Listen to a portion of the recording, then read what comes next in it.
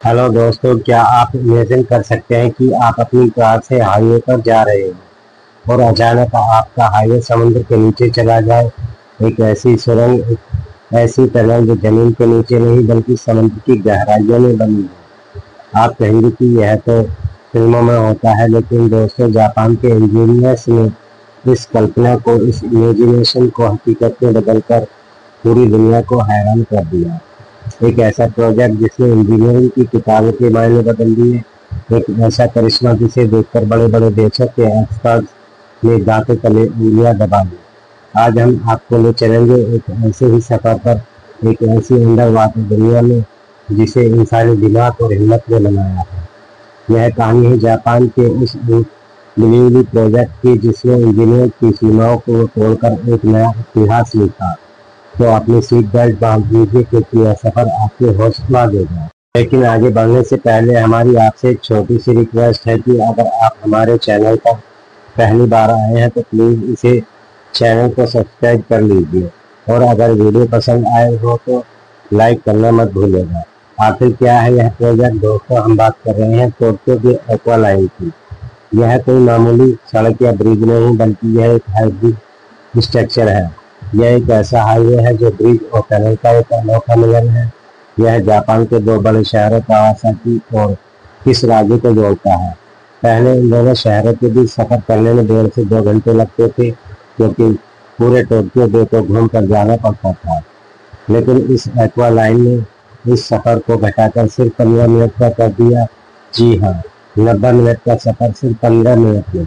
इस प्रोजेक्ट ने न सिर्फ समय बचाया, बल्कि पूरे एरिया की इकोनॉमी को एक नया बूस्ट दिया। यह आवा लाइन टोटल 15.1 किलोमीटर लंबी है, जिसमें से लगभग 9.6 किलोमीटर का हिस्सा समुद्र के नीचे बनी एक टनल है और बाकी का हिस्सा समुद्र के ऊपर बना एक विशाल ब्रिज है। समुद्र के नीचे इंजीनियरिंग का करिश्मा।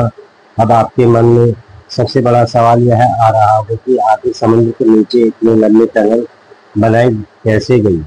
यह तो इस प्रोजेक्ट का सबसे चकित करने वाला हिस्सा है। इसके लिए जापान ने स्लरी शील्ड टनलिंग टेक्नोलॉजी का इस्तेमाल किया। आसान भाषा में समझे तो विशाल जॉइंट टनल बोरिंग मशीन्स का इस्तेमाल किया।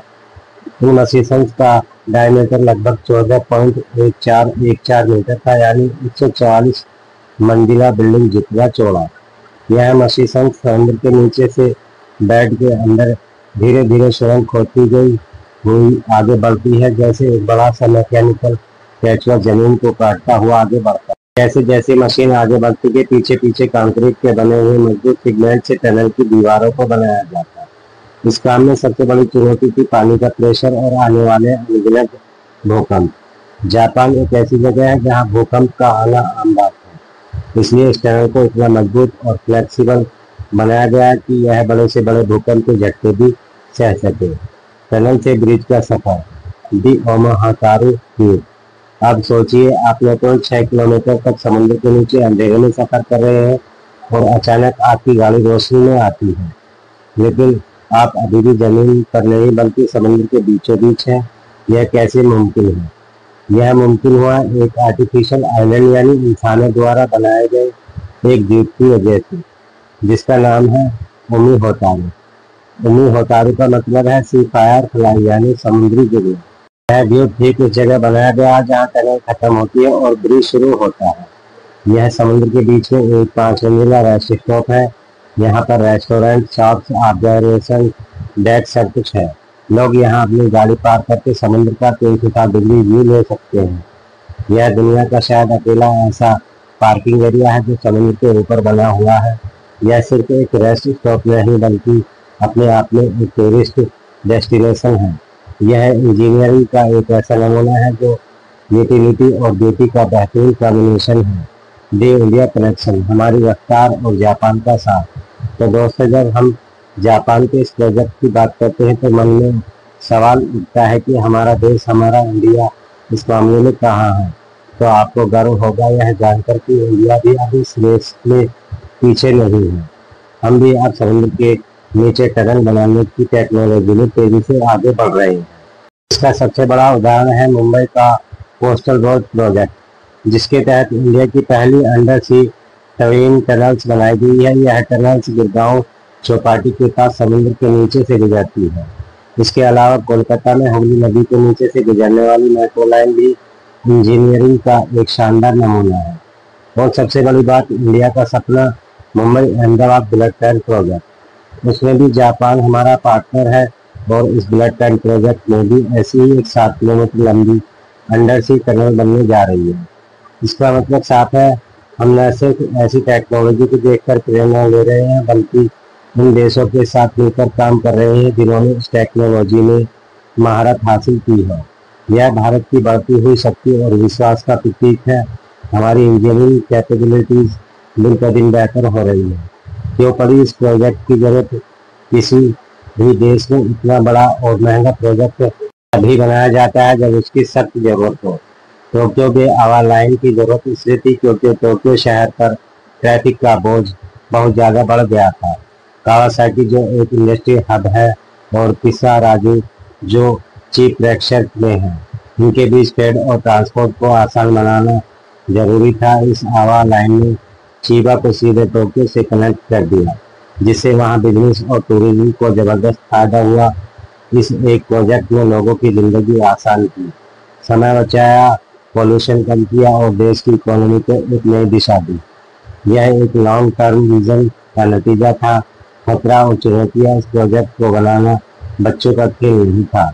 इसको बनाने में 30 साल से ज़्यादा का समय लगा, जिसमें प्लानिंग और कंस्ट्रक्शन दोनों शामिल थे। कंस्ट्रक्शन के दौरान इंजीनियर्स को हर दिन नई चुनौतियों का सामना करना पड़ता था। समुद्र के नीचे अनप्रिडिक्टेबल जमीन, पानी का भारी प्रेशर और भूकंप का लगातार खतरा। कई बार काम को रोकना पड़ता था। इस प्रोजेक्ट पर लगभग 1.44 ट्रिलियन जापानीज येन का खर्चा आया, जो आज के हिसाब से 11 बिलियन यूएस डॉलर से भी ज्यादा है। इतना पैसा और इतना समय लगाने के लिए एक मजबूत इरादा और फ्यूचर की प्लानिंग चाहिए, जो जापान ने करके दिखाया। उन्होंने साबित किया कि अगर इंसान ठान ले तो प्रकृति की चुनौतियों को भी पार करके विकास के नए रास्ते बनाए जा सकते हैं।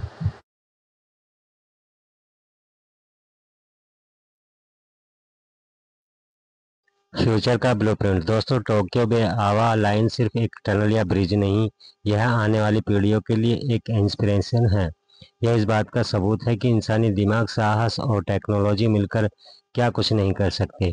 यह प्रोजेक्ट दुनिया भर के देशों को यह सिखाता है कि विकास के बड़ी लिए सोच कहानियां और लिखी सही जा प्लानिंग सकती से है। शहरों की यह समस्याओं को प्रोजेक्ट सुलझाया बताता जा है कि सकता हमारी है। कल्पनाओं की कोई सीमा नहीं है। जो आज साइंस फिक्शन लगता है, वह कल की हकीकत बन सकता है। तो दोस्तों, आपको जापान के इस अनबिलीवेबल प्रोजेक्ट के बारे में जानकर कैसा लगा? क्या आपको लगता है कि आने वाले समय में इंडिया में भी इस तरह के और बड़े प्रोजेक्ट बनने चाहिए? अपने विचार हमें नीचे कमेंट सेक्शन में जरूर बताइएगा। अगर आपको यह वीडियो पसंद आया हो और ऐसी ही रोचक जानकारियों में आपकी दिलचस्पी हो, तो हमारे चैनल को सब्सक्राइब करना न भूलें और इस वीडियो को लाइक और शेयर जरूर करें। मिलते हैं अगले वीडियो में एक और ऐसी ही हैरान कर देने वाली कहानी के साथ। धन्यवाद।